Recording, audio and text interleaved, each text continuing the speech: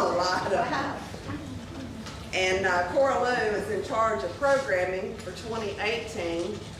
So if you have some suggestions or some people that you think have some old family ties, that have some interesting history, let Cora Lou know. I think right now, who's on the books possibly? Do we have anybody definite? Nobody definite yet? We're working on it. What month are you taking? I haven't declared that March is available. March, okay. We have a March commitment, so we only need 4 more, y'all may be thinking. Maybe. If you have any ideas, call me, don't tell me because I'll forget by the time I get home. And tell me too, so that I can remember that you told her. So we can write it on that list that we lose a lot. Since this is our last speaker for 2017, I'm going to just talk a little bit about the gala. Most of y'all were here, a few of y'all weren't. We have that every September. That's our main fundraiser, and I encourage all of y'all to come to that. It's a lot of fun. The ladies do some wonderful food. We have a room full of some nice auction items, a little bit of everything from $5 items to $500 items. So I encourage y'all to come to that. That is our big fundraiser, and that's where we hopefully make enough money to survive the next year. The good thing is we made enough money, I think, to survive the next year. But there's always the next year, so things are always up in the air. There's a basket over here at the end of the bar. If you're not familiar with the museum, and if you are familiar with the museum, take one of those, write me a check, anything from $1 to $1 million. We're good with that. It's tax deductible, we're a 501c3, and everybody needs those tax breaks at the end of the year. So y'all grab you one of those, and we appreciate anything that we get for the museum. All of our board members, if y'all would raise your hands so y'all can see who's on our board. See everybody? Lou, stand up. Lou is our president. She doesn't ever like to make a speech, so she makes me do it every time. But we really appreciate all of our board members for sure. And appreciate Phil. Phil's been to all 66, I think, of the museum events, whether he wanted to or not. And usually on Monday afternoon, I'm always worried, I wonder if Phil remembers. And I'll call him and say, I'll be there about 4:30 to 5, and he's never been late. Just right out of surgery, he'll show up. She won't let me be late. Yeah, but we really appreciate Phil for helping us with all that. We've recorded a lot of great history from a lot of great families. Again, turn your phones off if you haven't already. And I'm not going to introduce the speaker because there was a special person that said he knew every single thing about this person and he wanted to introduce him. So Ed, if you'll come up and introduce our speaker for the evening.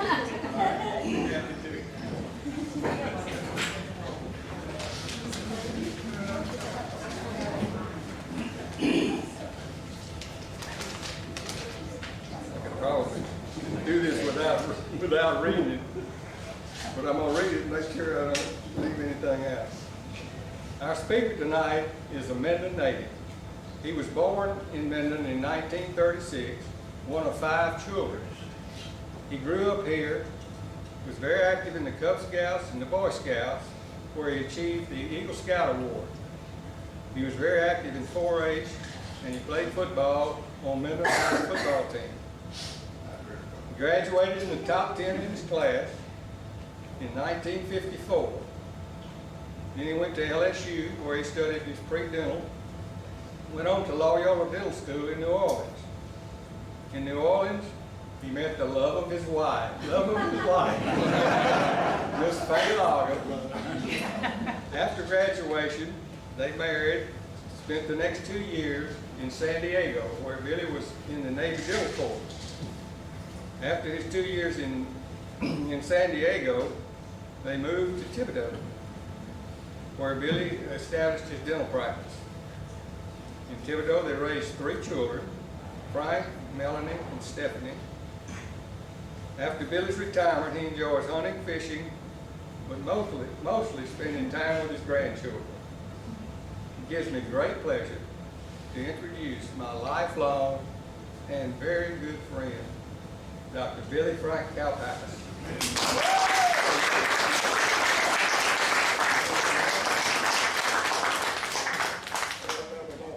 Thank you.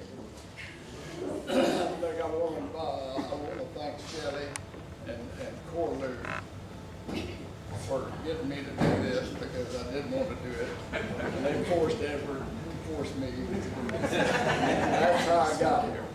And so Edward has been my long-term friend forever. I mean, since we were that high. He knows everything about me and all my bad habits. Which I will not too. So, before I begin, I'd like to introduce my family. My lovely wife, Faye, my beautiful wife.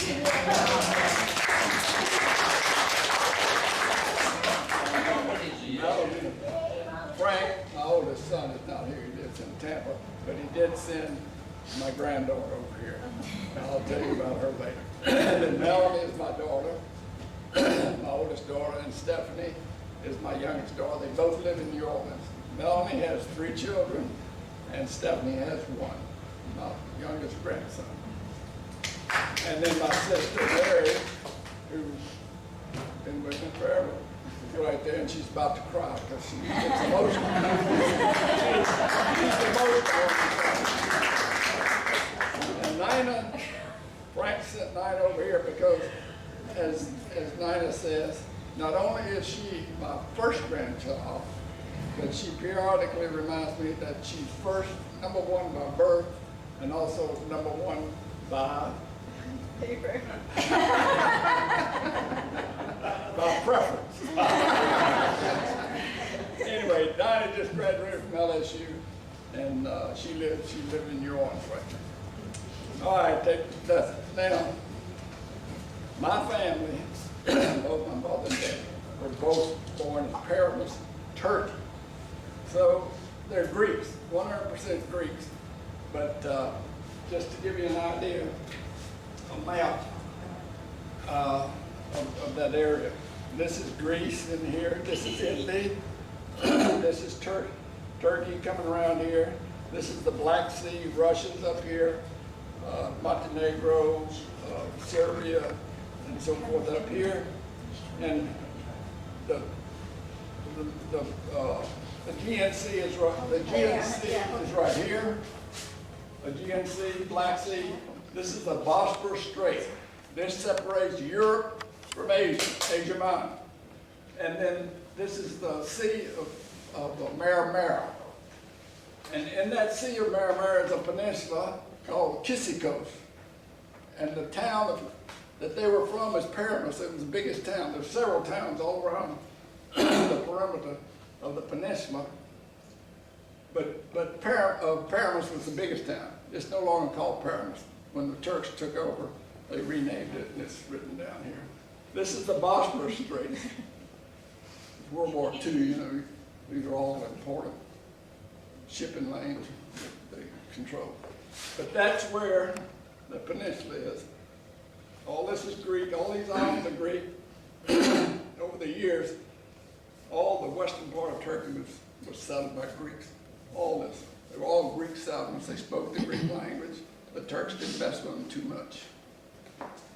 So, I'm going to read some of this. The Sea of Marinere lies between the Black Sea and the GNC.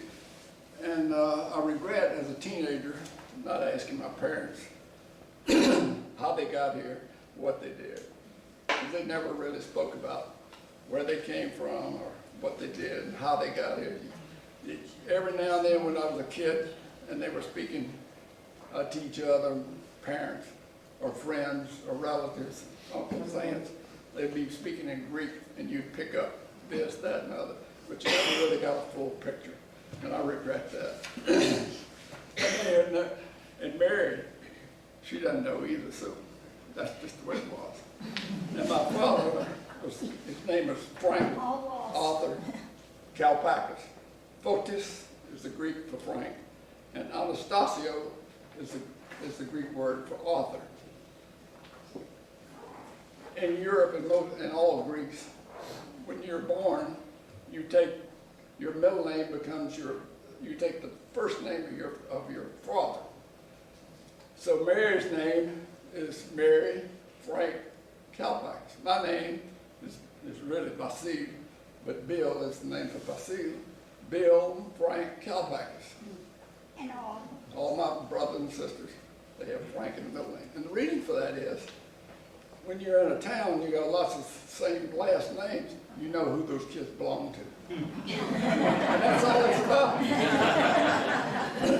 And you know when one of them gets in trouble, what parent to go talk to. So, and when they had children, they recorded them usually on icons, like these that Mary had. But most of them got burned in the fire, and I'll tell you about the fire later on. These icons. And they would record the birth there. Sometimes it was done in the church, but all the church workers got burned too.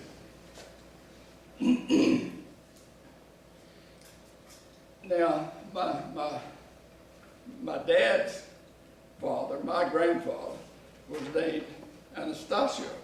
You knew that because my dad's middle name was Arthur, so his dad's name was Arthur. So it really makes it easy to know who's going to. And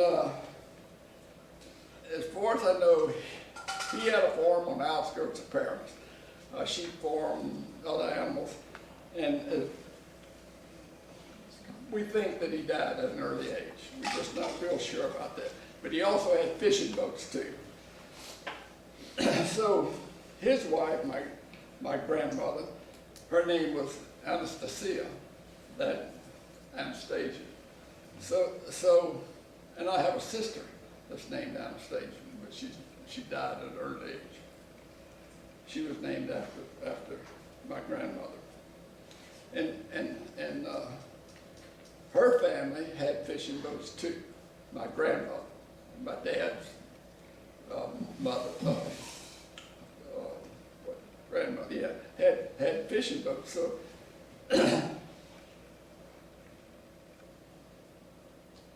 when my dad died, it was 1959, and I was getting my junior year in John school. But anyway, they had 5 children.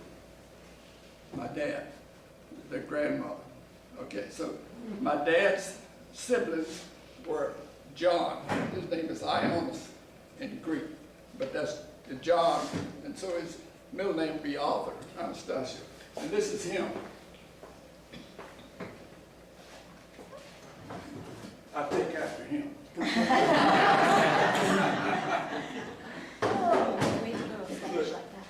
This is him too. He dressed pretty damn good. All the way back.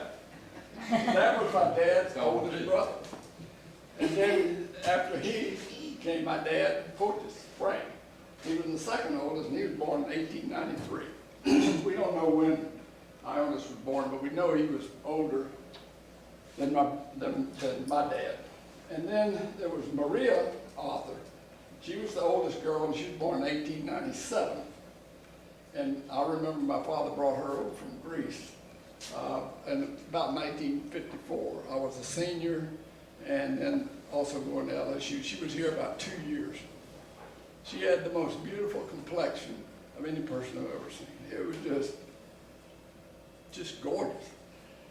And when Faye and I went to Greece, I want to say it was probably 74, 75, we got to go see her, but she was in a coma, but she still had that beautiful complexion, just this pure skin like I've never seen before, not a blemish. And I saw my cousins then. So then that was Maria. And so Smaro, S-M-A-R-O, was a girl that we don't know a lot about. and we assume that she died at an early age. Then Evanthea was the youngest, and she was born in 1905. She came to the States in 1928 when she married Steve Menezes, and they lived in San Francisco. He had come over, her husband, Steve, he had come over, and he was doing good and had a restaurant going on and everything, but he missed Greece, so he went back, and when he went back to Greece, because they'd left Paris, these families had all left Paris by then, and I'll explain that, and they were in mainland Greece, and so when he went back, he met her, and they got married. He brought her back over here. And so his son became a doctor. His daughter Anna, I'm not sure what happened. All right, so my dad left Paramus in 1911, and the story goes that he was tending his brother. Ionis had sheep. He worked in Constantinople, Istanbul, but he also liked animals. I think I take after him because I've always raised something my whole life. Chickens, sheep, rabbits, goats, you name it, I've had. And so I just got a feeling all the time. And so I think what happened, we think this, because I kind of remember stories here and there, him talking about that he was tending either, but also the daddy had a farm too. So Ionis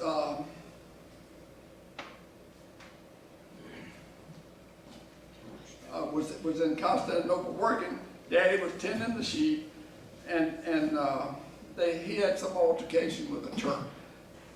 You got to understand, over the years, the Turks and the Greeks never got along. One being two different religions, constantly battled, different cultures, just different people. It's hard for them to get along, and they never have, not even to today. But anyway, he was tending the sheep. They had some kind of altercation. They were afraid that they were going to take him away. He was 17 at the time. They were afraid he was going to take him away. So the family put him on one of the fishing boats and took him to mainland Greece in Athens, and from there he went to Canada. From Canada, he immigrated into the United States. Kind of like the southern border right now, where you just walk across. He walked across from Canada. But in those days, they needed workers, you know, that's 1911. You know, this country needed some workers. So, this I got because when my brother was in the service, and he went to the Korean War, and then when he was coming back, the local paper here was interviewing my daddy. And so I got most of this from that paper. He never told me any of this stuff, not even as I was older. And so he worked in New York, Pittsburgh, New Orleans, and I don't know how he got from all these places down here. Alexandria, and I think Marshville, because I had some good friends from college that lived in Marshville, and I still today go to Marshville hunting and so forth. and there was a Greek restaurant there owned by, I forget his name now. But anyway, I walked in there, and my friend, Charlie Dupuy, he introduced me, he says, this is the Greek, God, I forget the guy. He said, that I told you I was going to bring here. And he says, oh, the little Greek boy. So from then on, Charlie always called me the little Greek boy. He called me up and he said, is this the little Greek boy on the phone? I said, yeah, Charlie, it's me. So I think he was in Marshville because when I was talking to him, he said, yeah, he worked here for a while and this kind of stuff. And then he came to Minden. We do know for sure that he came to Minden in 1919. He and Gus Kalpakis had a restaurant together. I'm thinking it was the Minden Café on Back Street. and then they, after a while, they each got their own restaurant. Gus Kalpakis kept the Minden Café, and Daddy went down by the tracks where the depot was. It's all that's gone now. I was pointing it out to Mary and my kids. But anyway, the tracks were there, the holiday depot was there, and then he had the restaurant right there. And it was called the HI-Way Café. But it started out as that picture that you saw with the L&A Cafe, I think it was called. It started out as that, and that's what he bought, and then it expanded it. Okay. All right. Now, my mother, her name was, well, one cousin says her name was Katerina, but my sister swears that's not it, it's Katina. So when I said, so I'm talking to Maria up in New York, cousin, I said, why are you calling her Katerina? That's her name. I said, no, we've always gone by Katina. So Mary said, no, it's Katina. So it's Katina. She was born in Paramus in 1900. Her parents, and her middle name was Vasil, Bill, which is my name. Her dad's name was Bill, Vasil. So easy to know who goes with who. And Vasil was born, her father was born in 1863. Her mother, Maria, was born in 1866. And their name is Kalpakis. They were married in 1885.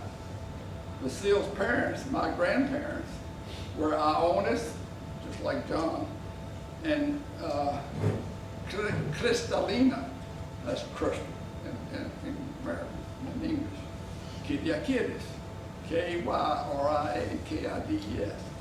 Maria's parents were Nicholas and Elena Karahos, Karahous. They were wine merchants.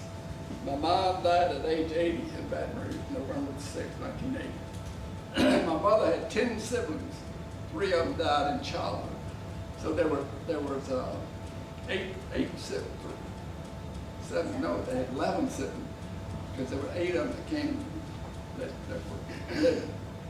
Tom, Vasil, of course, was the oldest, and he was born in 1886. He was the first to immigrate to the United States. He owned restaurants in New York for many years, and in Baytown, Texas. And I remember Baytown because we went down there visiting, and I had my sister that died from Hodgkin's disease at age 26. She went down there and worked for him for a while, and also went to a junior college in Baytown. And then later he went to San Francisco. Malamo, she was next. That was a girl. She was born in 1887. She married and lived in Pittsburgh, Pennsylvania. I remember as a child visiting them because we'd gone up to New York to visit my grandmother, my mother's mother. And when we would come back through, we stopped in Pittsburgh and visited with them for a good while. and then there was Aphrodite. She was born in 1888, stayed in Constantinople, and then went to Thessaloniki in northern Greece. And I'll tell you when all that happened. Fotis, that was my mother's brother, not my dad. Frank was born in 1890. He immigrated to Argentina, and then worked his way up to California. The Greeks, they surrounded the Mediterranean. I mean, they lived in Egypt, Sicily, Italy, southern Italy, and all around Turkey, all that western area. But most of the land was not arid. You know, it was just arid and rocky, and a lot of them immigrated to other areas. One historian said, if you were to take the Mediterranean and run it through a sieve, and then all the rocks that were left in the sieve, you would dump on Greece. If you go to Greece and all you see is rocks, there's no big water. It's really poor soil. All right, so then Elena was born in 1892, and she stayed in Greece. She never immigrated to the States. Katina, my mother, was born in 1900. We're not sure when she immigrated to the States, but we think it was either 1922 or 23. Can you believe we lived with her all these years and we never knew when she came here? Just hard to believe. But they didn't talk about it. They just didn't talk about it. And she too probably came through Canada into the States, because I've checked all the records at Ellis Island, and they kept meticulous records of all the people that came into the States. there's no list of kids. But also, there's some other reasons why too. Victoria was born in 1902, and Kalpakis was born in 1904. They came to the States in 1926, and they came because they took the name of Malibu, who had been here for a good while, and that was the oldest sister by maybe 15, 20 years almost. So she brought them over. You had to sponsor, you had to have a sponsor. And so she sponsored these two youngest kids and called them her children. And so they came over. So they had all kind of things. In those days, I've got a name for my daddy that's written 5 different ways. You go to records, and in fact, we've had to sell some, and my mother's name would be Katina in one, Catherine on another, record in the courthouse, and then they'd say, well, who's who? So you had to actually get us to sign a paper that says Katina, Catherine, are all one and the same person to be able to sell a piece of property. All right, both Cleo and Victoria lived in Brooklyn. Cleo, we went to visit because she had brought over my grandmother, my mother's mother, and she lived with her in Brooklyn. And we went there several times visiting. I remember that. And then also she came to Minden a lot. And this is her. This is Cleo, my mother's sister. That's her husband, Joseph. And that's Maria, her child. And that's my grandmother. Well, her name is Maria. All right. Katerina is my mother. Katina. And look, I got all this is my dad and my mother's wedding picture.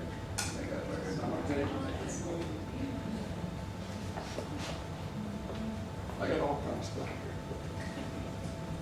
All right, Paramus was, I'm going to tell you a little bit about Paramus because that tells you the history of where they came from and how long those families have been there.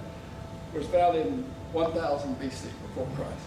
It was called Kyzikos, which is the same name that the peninsula has right now, but Paramus was called that name.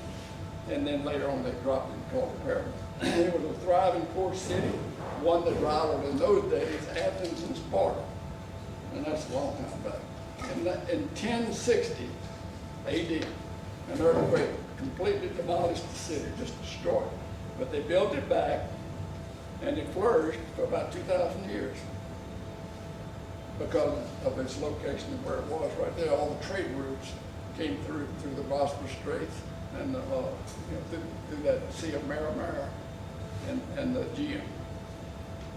In 1914, Paramus had a population of about 5,000 people. Not too big, but it was thriving, a lot of activity. So in 1914, the beginning of World War I marked the end of the good years and the beginning of the fails and problems for Paramus. The Balkan Wars, 1912 to 1913, created the Balkan states. The Balkan states were Serbia, Bulgaria, Greece, and Montenegro against the Turks of the Ottoman Empire. I learned more history going back and looking at all this stuff than I ever thought I'd learn.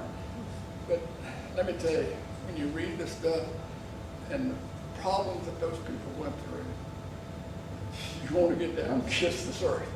I mean, you don't know how lucky we are to be living where we're living and to be born by a stroke of luck in this country. You just can't imagine some of the things that they've been through and gone through. It's just unreal. So the Ottoman forces, the Balkan states defeated the Ottoman forces. That's the Turks, Islam, because they came, they invaded through the Bosphorus. This is all Turkish, and they went all the way into here, and they had them like over 4 centuries. They inhabited all this area and ruled all this area, and they finally drove them out.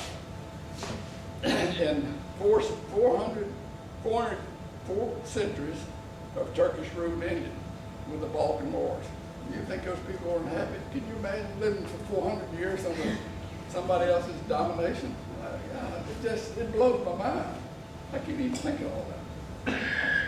And so the invasion of the Turkish refugees, so you had these Turks that were living in Greece and Serbia and Montenegro, and so when the Greeks drove them out, well, hell, they were pissed too, you know. So they were running them out. And those refugees came back into Turkey and down into the peninsula. Well, so Paramus and the peninsula got overrun. So the invasion of the Turkish refugees after that Turkish war of 1912-13 flooded the Christian towns and provinces of Asia Minor en masse. One such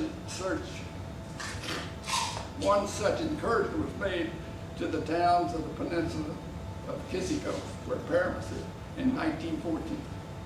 Daddy had already left, but his family was still there. Paramus rose against them, pushing them completely off the peninsula. This was the only beginning as Turkey joined the war on the side of the Germans in 1914. The Greeks were on the side of the Allies. Italy, which is across the sea, were on the side of the Germans, and Greece was just in the middle. I mean, they were bombarded from all sides. And then this was on, as Turkey joined the war, the systematic exile of the Greeks from the shores of the Sea of Marmara began with the excuse that the Greeks were supplying the Allied submarines. They just needed an excuse to start driving, so they drove them in them, and they starved them to death, and lots of them died, and just, it was horrible. When they would move a town populace, they would only allow them to take whatever they could carry. Now here you are, you've been there for 400 years. Your family has owned property, they own houses, they own cattle, and all you can do is pack your suitcases and start walking. And not ride, walking. Can you imagine that? I can't even imagine. Well, that's what they went through.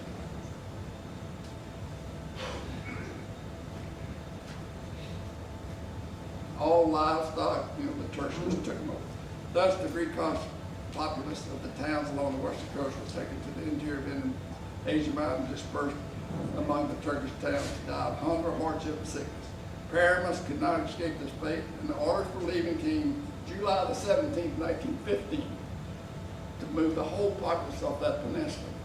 But there were a lot of people, grammarians, that lived in Constantinople, where the Turks ruled, you know, where their government was, and they knew some of the Turkish officials, so they got the officials to defer the orders about moving all these people off that peninsula, and it was a big peninsula. They took the deferment, and so to the Turkish governor, he deferred their moving out, and they took it back to the guy, the officer that was running that whole show, the general, and the governor at that time, when he saw this deferment, he just couldn't stand it, and so he had the town burnt to the ground. I mean, just literally burnt, nothing left. The governor could not stomach the deferment, being a young Turk and an anti-Christian, and on the same day, July the 17th, he sent his men to Paramus and set fire to the town. My mother's family had commercial ships. They carried cargo in the Sea of Marmara, the Mediterranean, the Black Sea. Thus, with the burning of their home, the Kalpakis family, that's my mother's family, and as many townspeople and their possessions that wanted to come boarded the vessels and left Paramus. The Kalpakis family, my mother's family, went to Constantinople, Istanbul now, where they had relatives, and like Ionis had been there, but he was gone then, I think. And then over several years, immigrated to Thessaloniki. Thessaloniki is in northern Greece.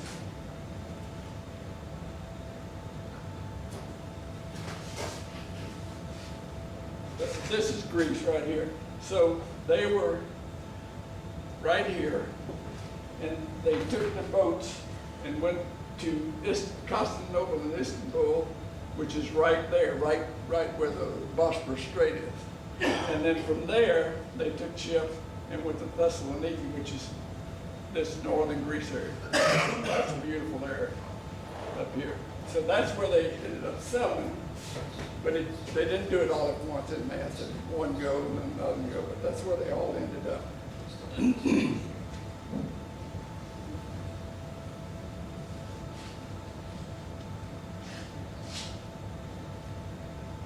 Others from parents went to Constantinople, where they had brothers, and others went to islands and other parts of mainland Greece. That's when they got on the ship. You know, they just went to different islands where they had some relatives, and that's where they went. As I said, my mother immigrated from Thessaloniki to the States in 1922. She came through Canada and went to California to work for her brother, Tom. Tom was over there then. So Tom knew my dad and the family because they were all from Paramus. All of the Greeks, Kalpakis was from Paramus.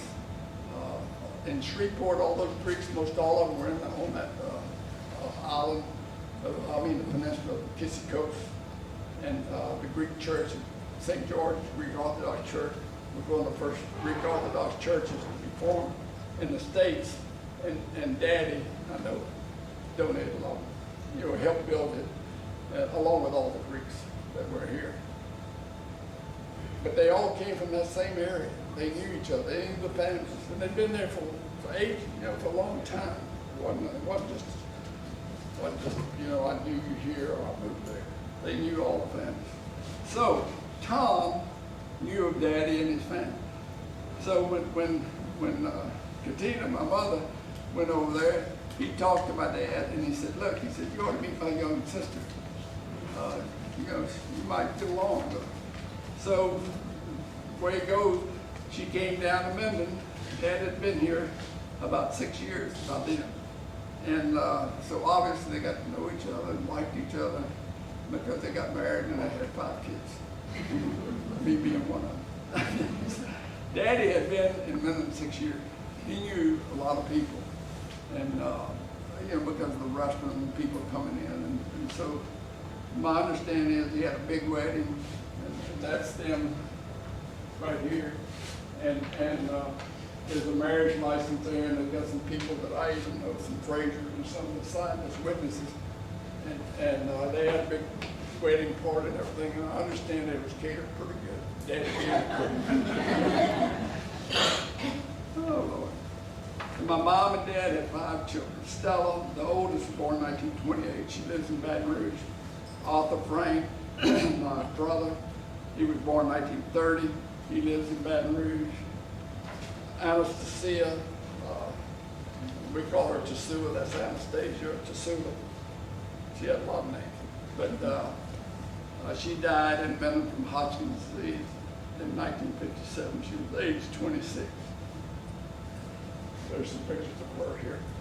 They even got one where she, just a few months before she died, real thin. And then there's me, and I live in Thibodeau, and Mary lives in Baton Rouge. Mary is right here. Mary's about to cry.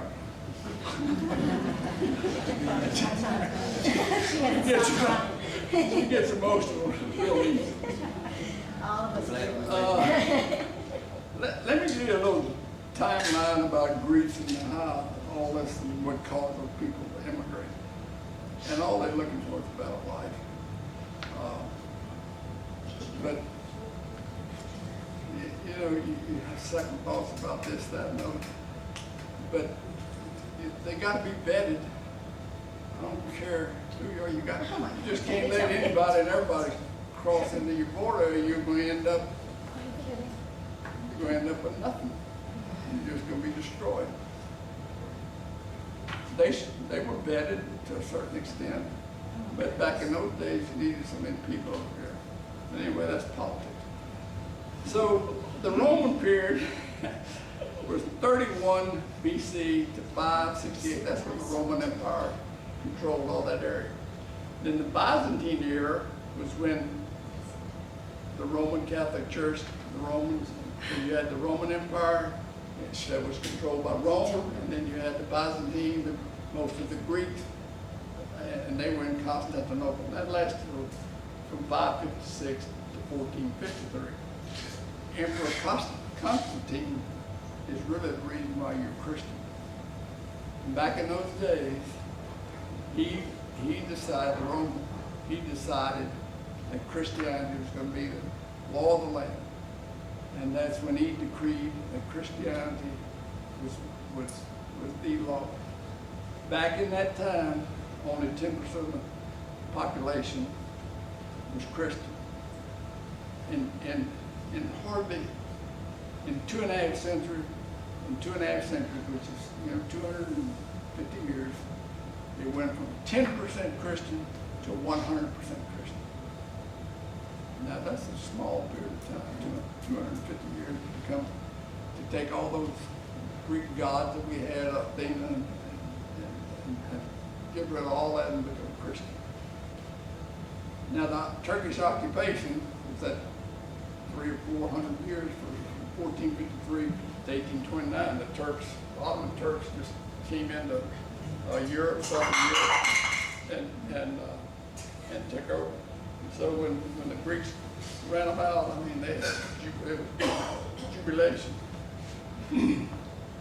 When the Ottomans arrived, 2 Greek migrations occurred. The first migration, intelligent, the smart people, migrated to Western Europe and influenced the advent of the Renaissance. The second migration entailed the Greeks leaving the Greek peninsula and settling in the mountains. My cousin Maria, who lives in Brooklyn, has traced the Kalpakis side, that's my mother's side, back to the 15th century. There were 2 brothers, and they were living on a Greek island of Andros, A-N-D-R-O-S. And they had fishing boats, they had cargo boats, and they plied the Black Sea, the Sea of Marmara, and the Aegean Sea. And one brother took a boat, and that was during this time, and when the Turks were there. One brother went to Odessa, Russia, and took a different name, and she told me, but I forgot.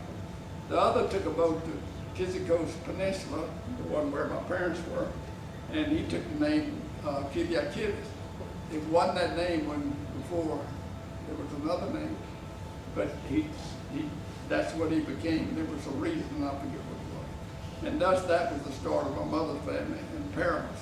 It lasted for 500 years until the fire of 1950 when they all ran them out. And there's no Greeks there now, they're all Turks. Oh, there might be a few Greeks, some way to get along in there. And then in 1923, this is after World War I, the Greeks were on the side of the Allies, the Turks were on the side of Germany, and they got beat. But they had the United Nations and they, the major powers, and they got together and they said, well, look, the Turks need a country, Turkey. So they gave them that country. Well, when they did that, all the Greeks, and in that deal,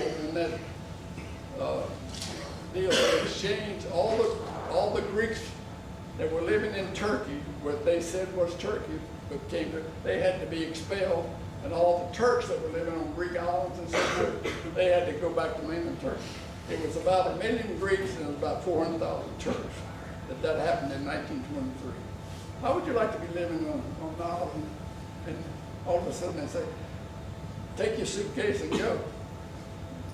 You could have all the land in the world and it's gone. Just like that, gone. Some politicians got together and said, well, look, this is the way it's going to be, and you go here and you go there and it's all over. That could happen here. That could happen anywhere. So it's fleeting. What we have in this country is just, it's amazing. It just blows my mind sometimes. All right, modern Greece was 1829 to the present, and the relations between the Greeks and Turkish states has been marked by alternating periods of hostility and reconciliation ever since Greece won independence from the Ottoman Empire in 1832. Since then, the 2 Greeks have faced each other in 4 major wars. The Greco-Turkish War of 1897, the First Balkan War of 1912 when they got them out of there, and then World War I, and finally the Greek-Turkish War the Second Greek-Turkish War of 1919 to 1922. That was during, right after World War I. And that was when the Turkish and Greek population exchanges happened. As with all immigrants, they want a better life for their kids. I mean, that's all my daddy ever wanted. And that meant education. And I'm telling you, when I went to school, they didn't say, you gotta do this. They just always asked, my daddy called them letters, meaning grades. How's your letters? A, B, C, D. How are your letters? And I can still hear it right now. After a 6-week period, your grade comes in. How your letters, boy? I said, my letters are all right. Don't worry about my letters. You're all right. They're gonna be all right. So, anyway, as I get older, look, of the 5 children that he had, 2 have master's degrees and 1 has a professional degree. 1 went to junior college and the other went to business school. That's pretty damn good for a guy that came over here when he was 17 years old, didn't have a penny, didn't know the language, built an estate, left an estate to us. Man, that's the American dream. I mean, that's just unbelievable. You just got to admire that. And of course, as I get older, you know, you get some of all that. But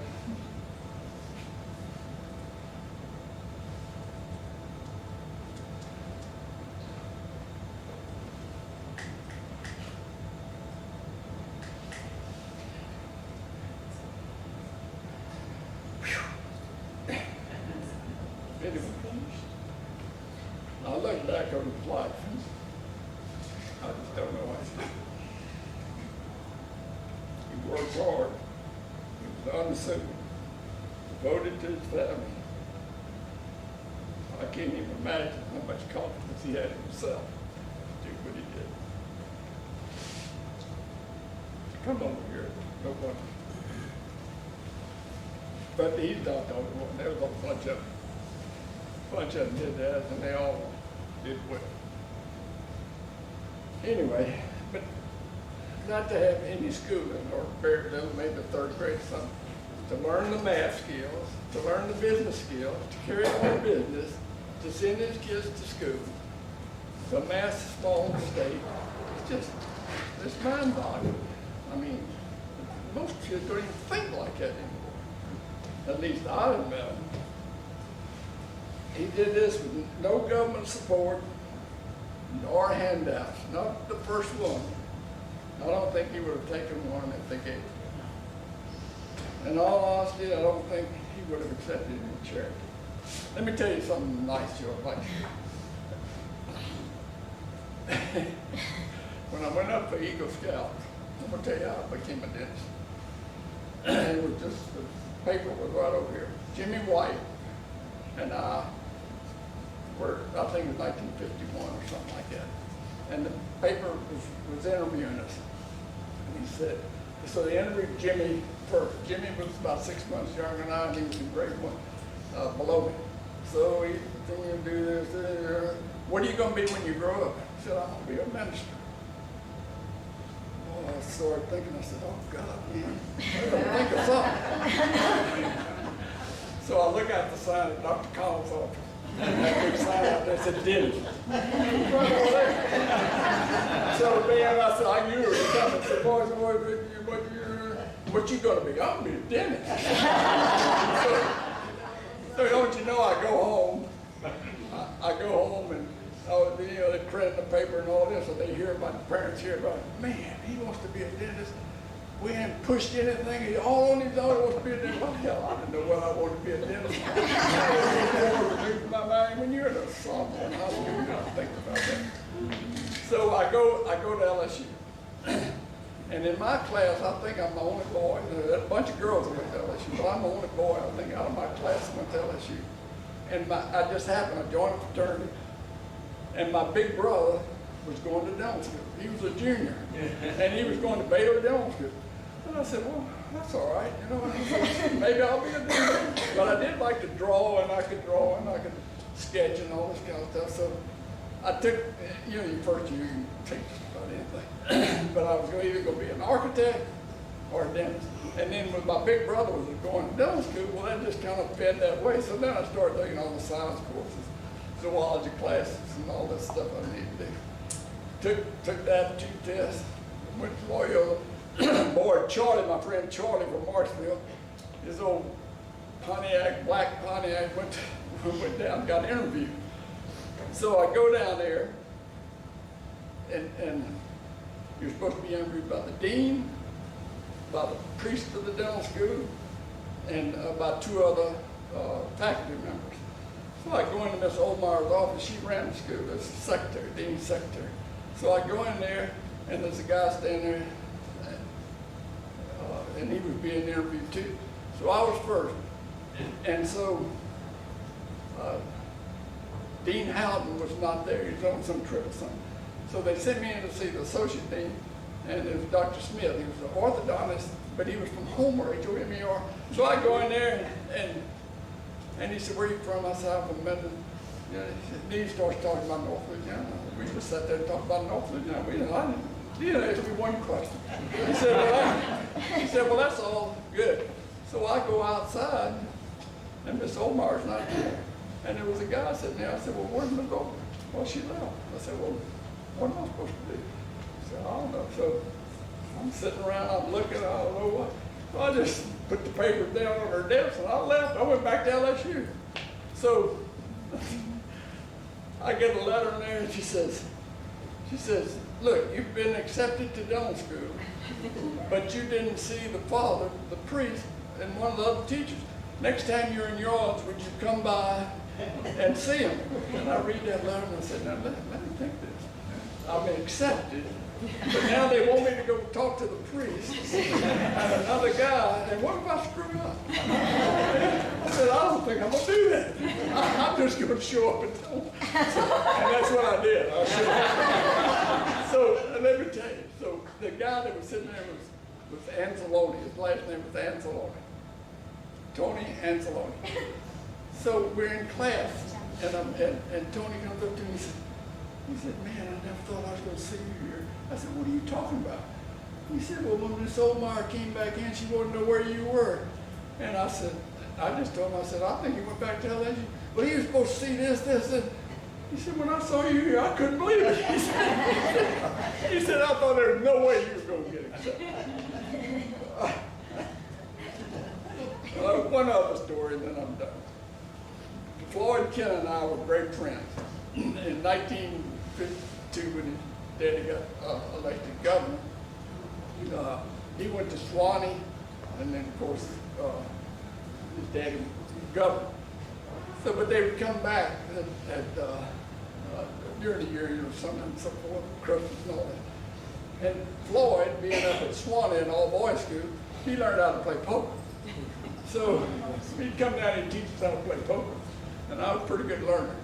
So I learned how to play poker. I go to LSU my freshman year. Well, you get your meals and your board, room and board's all paid for. We sign your tuition. So this is 1954. $5 a week is all you needed. I mean, you couldn't hardly spend $5 a week. So I'd get a check, I'd write a check, and in those days you said, they called my daddy Pete, in town. Pete Kalpakis by Billy Kalpakis. That's how you sign the check, $5. All the stores run out with cash. So I started doing it. So that was my first year. That was like, August, September, October, and November. So I get a call in late November, and Daddy says, "I want you to come to Minden." I said, "Well, Daddy, there's a ball game this week." "I don't care. I want you to come to Minden." I said, "Well, Daddy, there's a ball game. Why I got to come? I want you to come to Minden." "Daddy," he said, "come to Minden. I don't want to hear another word." So I go to Minden. I get on the table. He's got all his accounts sitting there, those statements for each month from the bank. He said, "Look, I see a $5 check here. I see a $5 check here. I see a $5 check here. I see a $5 check, I see a $5 check, $5 check. I don't see any here, I don't see any here, I don't see any here, I don't see any here, I don't see any here. You said you're gambling, aren't you?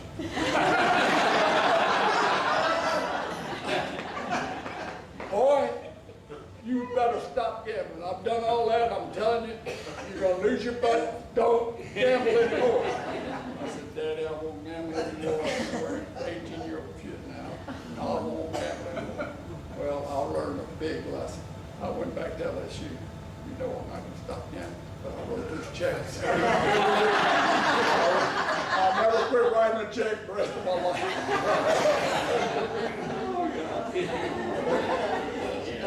One other thing, just for my dad. I was rushing in from high school one day, and he was running the Bus Station Café here. And so I was running in, and a homeless man or something stopped me. And he says, you know, you wanted some money or something. But I was in a hurry, so I just went, but Daddy saw me. He said, what that man want out there? I said, I don't know, Daddy.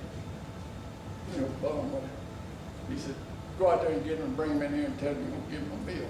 I said, Daddy, I want to go get that man and bring him in here and give him a meal. I said, Daddy, all right.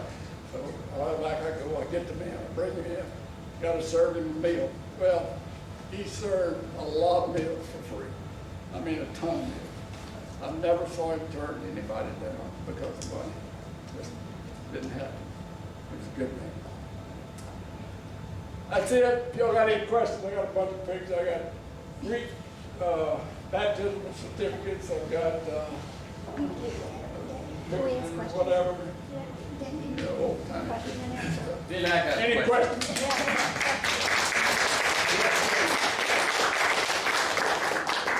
You've given an amazing history of the Greek people and all the movements all over the country, the wars and everything.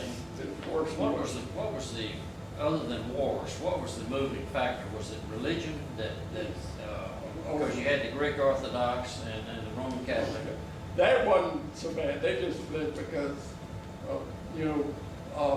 because Constantine split the Roman Empire. They couldn't govern it. You know, the Western Roman Empire, Rome, collapsed. The Greek continued on. The one that was running Constantinople continued on. The countries decline from within. It's not going to be an out from well sometimes. Well, you know, it's proven that the Greek people, the Greek nation, are very resilient people. They do what they have to do to make it work. Right. The big question is, how in the hell did you get to Thibodeau? Look, she's looking at me. She's not from Thibodeau. She's from New Orleans. She didn't know what get back up to my daddy's. She didn't want to come back up. I can't Too far believe from my that. mama. When I graduated from middle school, we went to service and stayed there for 2 years. And then I had Frank, and she was in phase Wu, Melanie. And when we were coming back 2 years, I served. I wanted to serve, you could have served one more year and then I sent you to Tokyo, but she'd never been out of New Orleans, until I took her out. So she didn't want to hear about that. One more year, I could have, toured Japan for a year on the government. Yeah. But anyway, that didn't happen. So we're coming back, and I'd always thought I was a Shreveport set up practice. So when I came back, I didn't have any money. and had a 1-year-old and one coming, and I wanted to set up somewhere in your center, And I went over there, but the Joe Supply people, they know where things are. There was no buildings available, and there wasn't any land that would have a dental office available there. So then, she pulled me towards South New York, because New York girls are hard to get them out of there. And I always say I got the best thing I know. But anyway, so then you start thinking about, God, maybe I ought to go back and become an orthodontist or oral surgeon. Just you don't want to specialize. And then, you know, then you start running, I need some money. And so all those things run through your mind. And I said, boy, before I make a mistake, let me go work somewhere in the light office for a year and take my time, not be rushed into this thing. So you ask the don't supply people where, what's available and so forth. So Ellis Bro, who's probably one of the finest dentists ever. I mean, he was meticulous. He had had a stroke. And so first they took me to Dawsonville, and there was Dr. Lake there. Well, Dr. Lake had the worst office I've ever seen. It was unbelievable. But he was a politician. And when Jimmy Davis was building the Sunshine Bridge, Dr. Lake was chairman of that committee or whatever. So look, when I get there, they look at his practice and all this, he says, come on, let's go for a ride. We get in the car and we go where they're building the Sunshine Bridge. And so we get there and the foreman of the job and everything says, put on a hard hat, put on a hard hat. We drive up to that bridge, and I'm telling you, one bridge is coming from this way, one's coming this way. And there ain't nothing in between. We go right, they let us go right there. You could look straight down and see Mississippi River. Nothing there. So anyway, I was about ready to go there.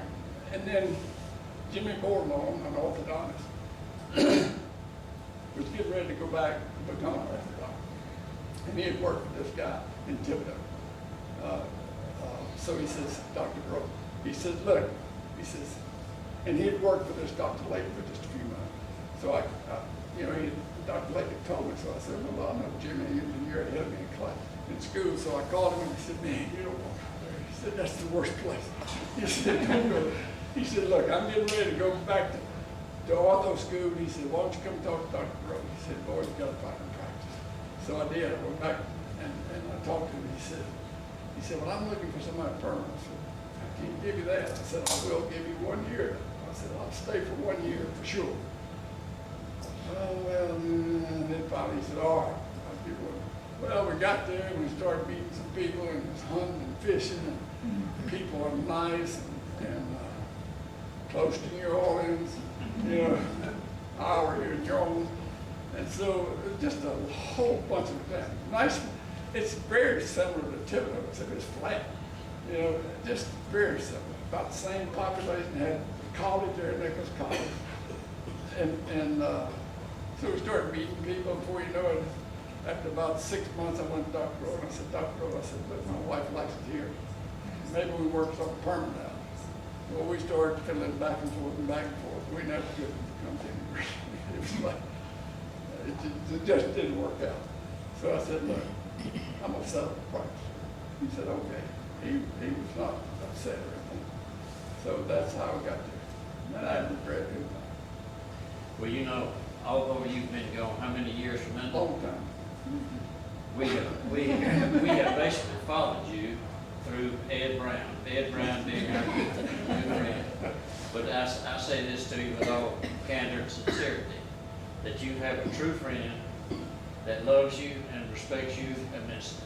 I love it as much as he loves it. Trust me. He's been our oldest and best friend forever. I tell you, he's a good one. I don't know if he's the best one, but he's a good one. He's a good one. Any other questions about anything? I'll try to answer. When did you lose your father? Say it again. When did you lose your father? When did it die? 1950. 1959, 59. in May. May of 59. And Tasula, my older sister died in 57. Youngest. Oh, that should be. Tasula. You lost your mother. My mama died in 1980. And Faye's daddy died in 1979.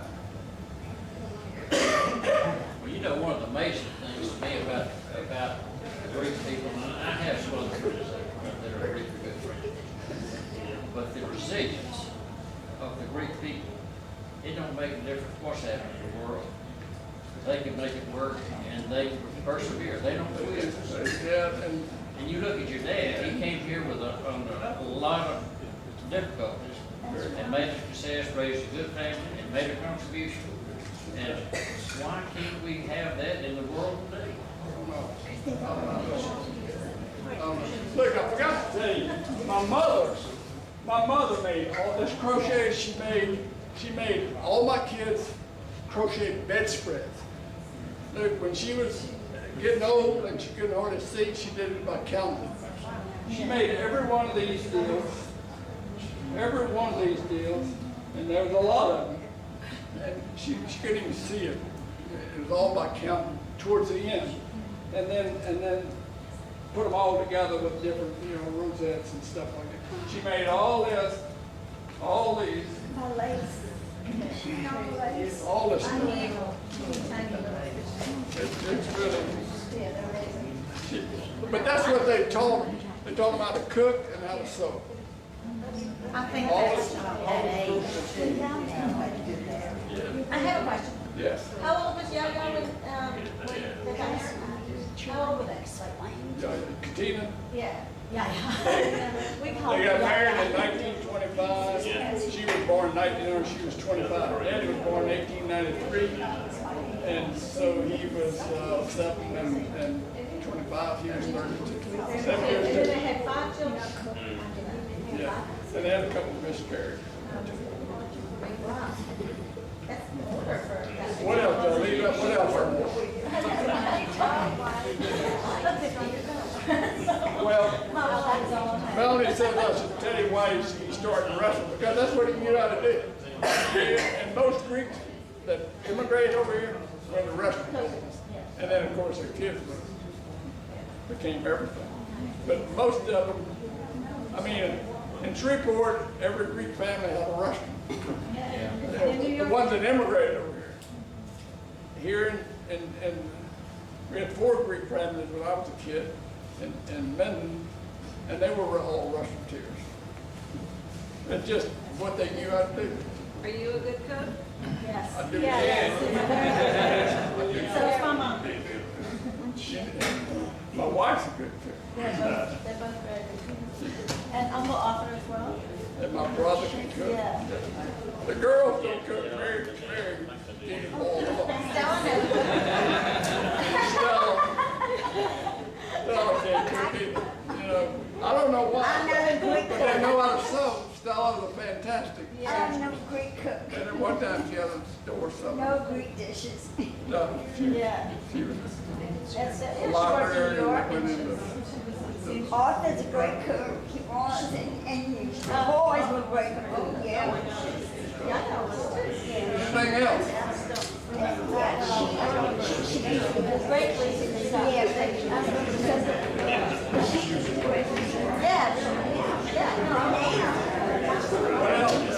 What else? Anything else? You can tell about Uncle Arthur that he had. That he what?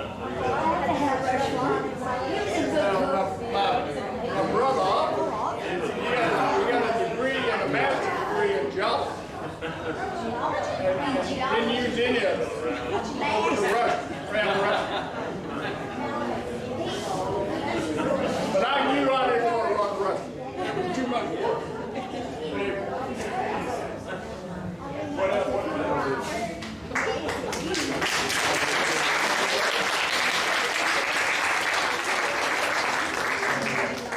Thank y'all for coming. We still got plenty of food to eat, so y'all stay, if you need something else to eat, something else to drink. Be sure to grab one of those envelopes.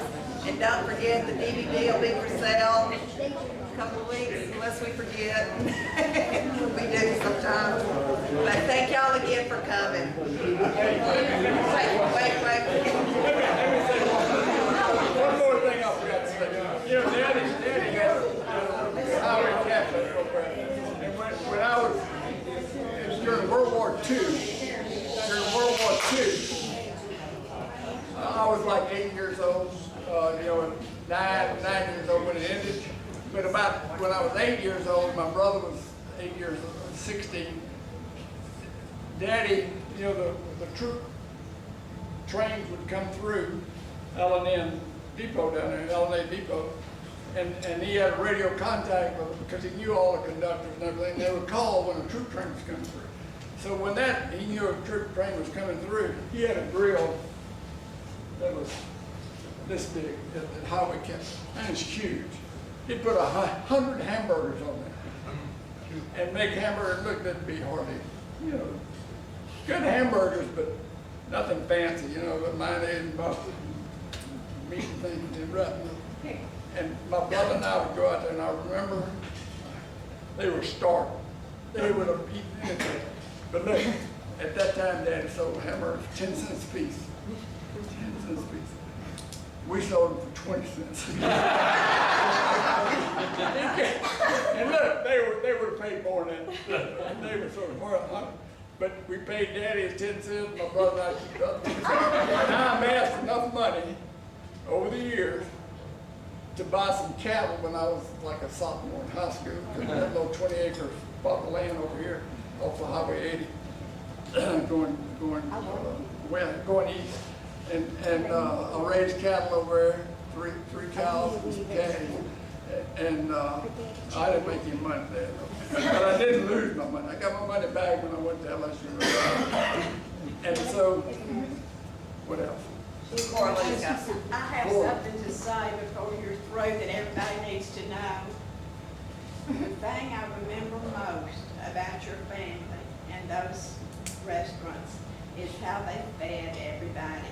I will never forget that as long as I live. They were wonderful to anybody that needed food. Yeah, he never I always knew that. And my cohort over here, Sarah Ruth, she loved the chicken salad roast beef. That was her favorite. Where all did you have restaurants? Say that again? Where were all the restaurants? Well, when he first started out, Kalpakis had that Minden Cafe on Baxter, just gone, I think. And so then the restaurant he had, then when he got his own, he had that picture that you see on the card that you got. That was the precursor to the HI-Way Café. He bought that. It was what was called the L&A Cafe. And then he added on to it, and it got bigger, and it was open 24 hours, 7 days a week. 24 hours, 7 days a week. That's how hard they were. And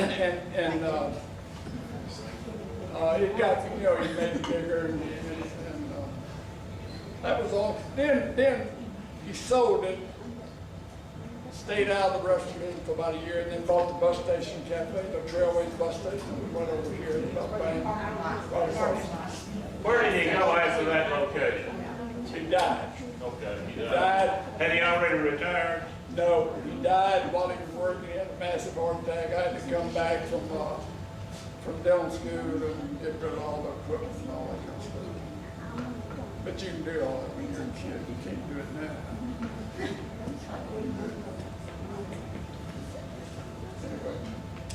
Mr. Steve Kalpakis sat across the table from me a few years ago at a gathering, and he told me a story about his people and how they came here. But he blamed the Muslims for running them out. But he said to me, and he teared up later, he said, my daddy said, son, when you don't have an America to go to, where are you gonna go? Where are you gonna go? And that just pierced my heart. That was a profound statement. When I just take so much for granted, we all do, I know. But when I started researching all this and seeing what they're going through, I just gave you a glimpse of what, man, I mean, people suffer